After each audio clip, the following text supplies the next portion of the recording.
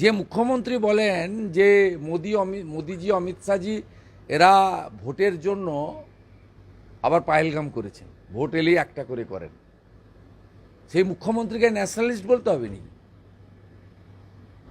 7বার করেছে 8বার করেছে, করতে বলুন না তো, ওখানে তো আমাকে কৈফত চাইবে, আমি তার উত্তর দেবো। আর বাইরের কথা নিয়ে যদি বলে, তাহলে ফিরহাদ হাকিম যে কথাগুলো বলেছে, নরেন চক্রবর্তী যে কথাগুলো বলেছে, উদয়ন ঘোষ যে কথা বলেছে, আজকে বিধানসভার ভিতরে আমার কাছে রেকর্ডিং আছে, আউটসাইডে তো শোনা যায়, বলেছে আবার বলবো। মুখ্যমন্ত্রী যে কথা মাননীয় প্রধানমন্ত্রীর ব্যক্তিগত জীবন নিয়ে, তার প্রাক্তন মানে তার ফ্যামিলি নিয়ে যে কথাগুলো বলেছেন,